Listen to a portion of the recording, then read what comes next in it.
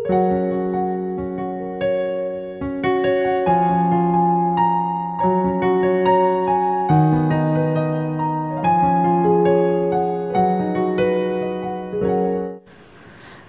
saudara-saudari yang dikasihi Tuhan. Firman Tuhan untuk kita pada saat ini dari Matius pasal 9 ayat 9 sampai 13 dan ayat 18 sampai 26. Sebelum kita mendengarkannya, mari kita berdoa.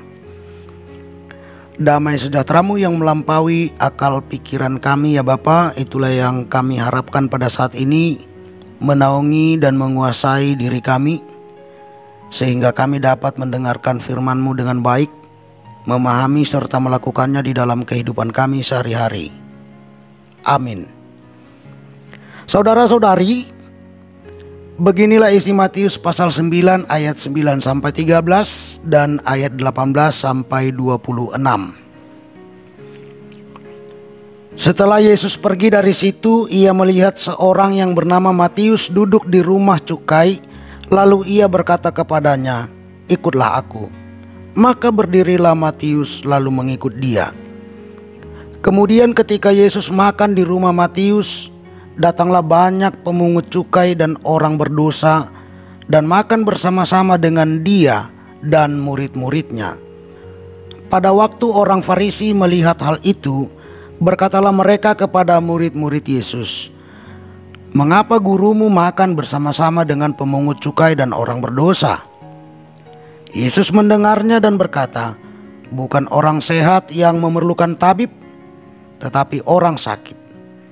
Jadi pergilah dan pelajarilah arti firman ini. Yang ku kehendaki ialah belas kasihan dan bukan persembahan. Karena aku datang bukan untuk memanggil orang benar, melainkan orang berdosa."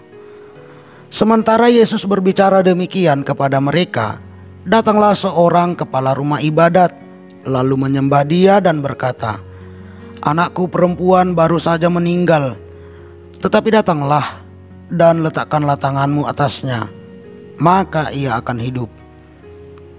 Lalu Yesus pun bangunlah dan mengikuti orang itu bersama-sama dengan murid-muridnya. Pada waktu itu, seorang perempuan yang sudah 12 tahun lamanya menderita pendarahan maju mendekati Yesus dari belakang dan menjamah jumbai jubahnya, karena katanya dalam hatinya, "Asal ku jamah saja jubahnya, aku akan sembuh." Tetapi Yesus berpaling dan memandang dia serta berkata, "Teguhkanlah hatimu, hai anakku, imanmu telah menyelamatkan engkau." Maka sejak saat itu sembuhlah perempuan itu. Ketika Yesus tiba di rumah kepala rumah ibadat itu dan melihat peniup-peniup seruling dan orang banyak ribut, berkatalah ia, "Pergilah, karena anak ini tidak mati tetapi tidur." Tetapi mereka menertawakan dia. Setelah orang banyak itu diusir, Yesus masuk dan memegang tangan anak itu. Lalu bangkitlah anak itu. Maka tersiarlah kabar tentang hal itu ke seluruh daerah itu. Amin. Saudara-saudari, firman Tuhan ini bertema mengikut Tuhan Yesus dan percaya kepadanya. Saudara-saudari yang dikasihi Tuhan, di waktu saya praktek lapangan dulu, ada seorang gadis, kita sebut saja namanya si Mawar, yang selalu mengantar makanan kepada saya. Dia baik dan ramah kepada saya. Tetapi karena dia malas beribadah dan sangat jarang mengikuti kegiatan-kegiatan gereja, maka saya pun jadi tidak begitu dekat dengannya. Bahkan walaupun sudah saya ajak dan saya ingatkan dia tentang kegiatan gereja, dia tetap tidak mau aktif dalam beribadah dan mengikuti kegiatan muda-mudi di gereja tersebut. Sementara seorang gadis lagi, kita sebut saja namanya si Melati, dia tidak sering mengantar makanan kepada saya. Tetapi karena dia rajin beribadah, dia selalu ikut dalam kegiatan-kegiatan gereja dan merespon ajakan atau arahan yang saya berikan dengan baik, maka saya jadi dekat dan kompak dengannya. Singkat cerita, tibalah waktu di mana masa praktik saya akan berakhir. Di acara perpisahan, ibunya Mawar menyampaikan ucapan terima kasih dan kata-kata perpisahan kepada saya. Pada waktu itu, ibunya Mawar langsung bertanya kepada saya, "Mengapa Pak Guru tidak mau dekat dengan Mawar? Padahal Mawar kan perhatian sama Pak Guru." Saudara-saudari, mendengar pertanyaan ini pada awalnya saya tidak mau menjawabnya. Namun karena pada waktu itu ibunya Mawar memaksa saya untuk menjawab pertanyaan tersebut, maka saya pun menjawabnya dengan berkata, "Maaf ya Ibu, bukan saya tidak mau dekat dengan putri Ibu, si Mawar. Tapi karena Mawar sendiri yang tidak mau dekat dengan saya. Dia tidak mau mengikuti ajakan dan arahan saya. Padahal saya sudah mengajak dia untuk aktif di gereja ini. Tetapi dia tetap tidak mau juga." Setelah saya mengatakan jawaban itu, saudara-saudari, si Mawar langsung maju ke depan dan menarik ibunya untuk kembali duduk di bangku.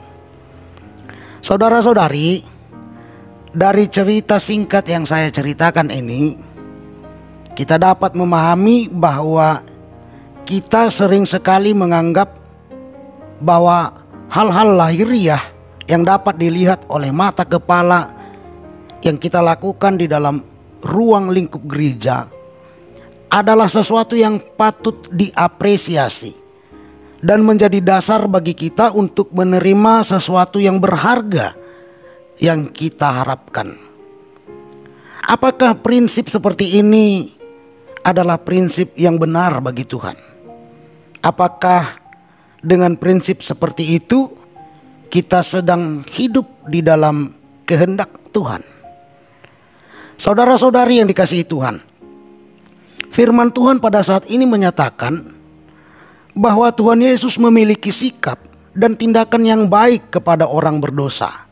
Dalam hal ini, orang berdosa tersebut adalah pemungut cukai, dan kepada orang-orang yang datang dengan kepercayaan serta pengharapan kepadanya. Yang pertama, mari kita perhatikan ayat 9 sampai 13. Dalam perikop ini diperlihatkan bagaimana sikap dan tindakan Tuhan Yesus terhadap orang berdosa. Yang pertama, Tuhan Yesus mendatangi orang berdosa dan mengajak orang itu menjadi pengikutnya. Yang kedua, ketika orang berdosa yang didatangi dan diajak oleh Tuhan Yesus untuk menjadi pengikutnya itu menyambut kedatangan dan ajakannya dengan sukacita, maka Tuhan Yesus mau duduk serta makan bersama dengan orang-orang berdosa tersebut. Lalu yang ketiga, Tuhan Yesus tidak suka kepada orang berdosa yang mencap sesamanya sebagai orang berdosa. Saudara-saudari, sikap dan tindakan Tuhan Yesus terhadap orang berdosa ini merupakan sikap dan tindakan yang dilakukan Tuhan juga kepada kita. Karena kita adalah orang-orang berdosa juga, maka Dia juga mendatangi kita serta mengajak kita untuk menjadi pengikutnya. Tindakan ini bisa kita pastikan sudah terjadi atas diri kita ketika berita Injil sampai kepada kita, baik melalui tuntunan Roh Kudus-Nya, melalui para hamba Tuhan, majelis dan pelayan di gereja, melalui sesama anggota jemaat, anggota keluarga kita, orang-orang di sekitar kita, bahkan melalui teknologi digital yang berkembang pada saat ini. Saudara-saudari yang dikasihi Tuhan, artinya banyak cara Tuhan mendatangi dan mengajak kita untuk menjadi pengikutnya. Dan selama ini hal itu sudah terjadi dan akan selalu dilakukan Tuhan kepada kita.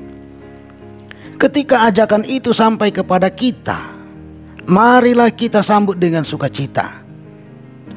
Ajakan itu adalah ajakan yang mulia, ajakan yang menuntun kita untuk keluar dari kuasa dosa, dan yang akan membawa kita kepada keselamatan yang sesungguhnya. Mari kita sambut ajakan Tuhan dengan kesiapan kita untuk mengikutinya. Saudara-saudari yang dikasihi Tuhan, Sampai saat ini masih banyak orang Kristen yang menerapkan cara-cara yang tidak mengikuti kehendak Tuhan dalam bergereja. Salah satunya mengenai dana sosial gereja. Dana sosial yang diprogramkan oleh gereja pada umumnya hanya untuk anggota jemaatnya saja. Kalau untuk orang-orang yang beragama lain belum diprogramkan. Padahal Tuhan Yesus sendiri sudah menyatakan kehendak Tuhan kepada kita bahwa kita harus berbuat kasih kepada semua orang. Apalagi berkaitan dengan uang gereja, uang yang ada di dalam gereja itu kan milik Tuhan. Karena kita sudah memberikannya atau mempersembahkannya kepada Tuhan. Jadi jika demikian, maka sudah selayaknya apa yang dimiliki Tuhan yang dipercayakan kepada kita, kita pergunakan sesuai dengan apa yang dikehendaki Tuhan, sesuai dengan apa yang difirmankannya, bukan sesuai dengan apa yang kita pikirkan. Saudara-saudari, hal ini perlu kita perhatikan. Ini adalah salah satu yang perlu kita perhatikan di dalam ruang lingkup bergereja, tentang bagaimana kita mengikuti kehendak Tuhan setelah kita mendengar dan mengetahui berita Injilnya. Saudara-saudari yang dikasihi Tuhan, yang berikutnya mari kita perhatikan ayat 18 sampai 26. Di dalam perikop ini diperlihatkan bagaimana sikap dan tindakan Tuhan Yesus terhadap orang yang percaya akan kuasa-Nya, datang serta berharap kepadanya. Yang pertama, Tuhan Yesus langsung bergegas menuju tempat kejadian perkara atau TKP dan menjawab harapan orang yang datang kepadanya tersebut dengan sempurna. Dapat kita lihat di ayat 18, 19 dan ayat 23 sampai 25. Yang kedua, Tuhan Yesus membiarkan kuasa-Nya bekerja atas orang yang percaya akan kuasa-Nya, datang serta berharap kepadanya. Di ayat 20 sampai 22. Saudara-saudari, sikap dan tindakan Tuhan Yesus terhadap orang yang percaya akan kuasa-Nya, datang serta berharap kepadanya ini merupakan sikap dan tindakan yang dilakukan oleh Tuhan kepada kita. Artinya, jika kita percaya kepada Tuhan, lalu kita datang serta menyampaikan harapan kita kepadanya, maka Tuhan pasti menjawab harapan kita. Tuhan pasti membiarkan kuasa-Nya bekerja atas kita, sehingga apa yang kita harapkan daripadanya pun akan kita terima berdasarkan waktu yang telah ditentukannya. Karena itu saudara-saudari, marilah kita percaya kepada Tuhan. Lalu berdasarkan kepercayaan itu, marilah kita datang serta berharap kepadanya. Hendaknya kedatangan kita kepada Tuhan, baik itu melalui doa maupun kebaktian, bukan karena beratnya beban hidup kita, sehingga kita harus datang kepada Tuhan untuk meminta pertolongan, supaya Tuhan melepaskan kita dari beban yang berat, supaya beban kita diubah menjadi ringan, bahkan supaya beban kita menjadi tidak ada. Saudara-saudari, mari kita datang kepada Tuhan bukan karena kita takut dikeluarkan dari keanggotaan gereja, sehingga kita harus memperlihatkan diri sekali sebulan atau 2 kali setahun, supaya kita tidak dikeluarkan dari gereja. Saudara-saudari, keselamatan yang diberikan Tuhan kepada kita bukan karena kita menjadi anggota gereja. Ini perlu kita ingat. Jadi jangan karena kita takut dikeluarkan dari gereja, kita datang kepada Tuhan. Saudara-saudari, berikutnya mari kita datang kepada Tuhan bukan karena ajakan atau bujukan hamba Tuhan atau orang lain kepada kita, sehingga kita datang karena rasa segan atau karena kita merasa berharga, kita merasa diperlukan, kita merasa dinantikan. Apabila perasaan seperti ini masih ada di dalam diri kita, segeralah bertobat. Sebab perlu kita sadari saudara-saudari, bahwa bukan Tuhan yang membutuhkan kita, tetapi kitalah yang membutuhkan Dia. Lagi pula kalau kita selalu menunggu ajakan atau bujukan baru kita datang kepada Tuhan, itu artinya kita sedang meninggikan diri, bukan merendahkan diri kita di hadapan Tuhan. Kita berharap Tuhan yang mengemis, meminta-minta, atau memohon-mohon kita untuk datang kepadanya. Hal ini merupakan sesuatu yang tidak wajar untuk kita pakai di dalam kehidupan kita. Saudara-saudari, mari kita datang kepada Tuhan bukan karena kita ada keperluan. Contohnya, karena kita mau menikah, mau membaptiskan anak, mau mengangkat sidikan anak, mau menikahkan anak, atau karena berharap dipilih menjadi pengurus atau majelis gereja. Sebagai orang-orang yang sudah diberi kepercayaan oleh Tuhan untuk menjadi majelis, pengurus, dan pelayan gereja, atau menjadi pengurus di seksi-seksi, mari kita datang kepada Tuhan, mari kita melayani Tuhan, bukan karena kita merasa bangga sebagai orang yang berjabatan di gereja. Kita datang dan melayani Tuhan jangan karena kita ingin mendapatkan uang dari gereja, jangan karena kita ingin meminjam uang gereja, jangan karena kita ingin mendapat bingkisan Natal tahun baru dari anggaran gereja saja, atau karena kita ingin mempertahankan jabatan yang dipercayakan kepada kita sampai kita mati. Jangan begitu, saudara-saudari. Saudara-saudari yang dikasihi Tuhan, artinya mari kita datang kepada Tuhan karena kita percaya kepadanya, bukan karena apa yang kita pikirkan. Sebab Abraham dibenarkan oleh Tuhan dan Tuhan memberi dia keturunan di masa tuanya karena dia percaya dengan sungguh-sungguh kepada Tuhan.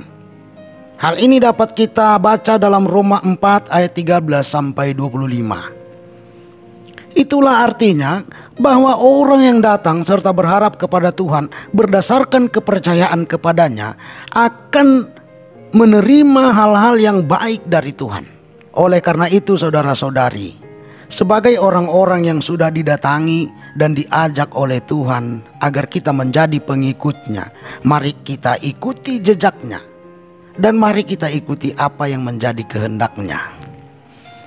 Sebagai orang-orang yang sudah mengikut Tuhan dan mengetahui bagaimana sikap Tuhan terhadap orang yang percaya akan kuasanya datang serta berharap kepadanya, marilah kita datang serta berharap kepada Tuhan berdasarkan kepercayaan kita kepadanya. Kalau kita percaya kepadanya, maka kita pasti rajin berdoa, rajin beribadah, tetap mempercayakan diri ke dalam tangan pengasihannya, dan melaksanakan tugas pelayanan yang dipercayakan kepada kita dengan baik. Lalu kalau kita sedang malas berdoa, malas beribadah, tidak mempercayakan diri ke dalam tangan pengasihan Tuhan, dan tidak melaksanakan tugas pelayanan yang dipercayakan kepada kita dengan baik, maka ketahuilah dan ingatlah bahwa kemalasan itu terjadi bukan karena Tuhan tidak membuka hati atau pikiran kita, melainkan karena kepercayaan kita kepada Tuhan sedang melemah. Jadi saudara-saudari, kalau keadaan itu menimpa kita, baiklah kita berusaha untuk membangkitkan kepercayaan kita kembali kepada Tuhan. Bagaimana caranya? Sering-seringlah membaca Alkitab dan perbanyaklah merenungkan segala sesuatu yang sudah kita alami atau yang sudah terjadi di dalam kehidupan kita. Akhirnya saudara-saudari yang dikasihi Tuhan, firman Tuhan ini mengajak kita agar kita mengikut Tuhan Yesus dan percaya kepadanya. Sebab dengan kita mengikutinya, Dia akan berkenan hidup bersama dengan kita. Sama seperti kesediaan Tuhan Yesus hadir di rumah Matius pemungut cukai, bahkan makan bersama-sama dengan dia, dengan teman-temannya. Dengan kita percaya kepadanya, Dia akan membenarkan kita dan memberikan apa yang paling berharga kepada kita. Tepat seperti apa yang dilakukan oleh Tuhan Yesus kepada anak seorang kepala rumah ibadat dan kepada perempuan yang sudah mengalami pendarahan selama 12 tahun. Jadi baiklah kita mengikut Tuhan Yesus dan percaya kepadanya. Amin. Kita berdoa. Terima kasih Bapa, karena kebenaran firman-Mu sudah kami dengar dan kami renungkan. Ajari kami untuk memahaminya dengan lebih baik lagi, dan tolong kami untuk hidup di dalamnya, di dalam kehidupan kami sehari-hari. Dalam nama Tuhan Yesus kami berdoa. Amin. Tuhan memberkati engkau dan melindungi engkau. Tuhan menyinari engkau dengan wajah-Nya dan memberi engkau kasih karunia. Tuhan menghadapkan wajah-Nya kepadamu dan memberi engkau damai sejahtera. Amin. Shalom kepada kita semua.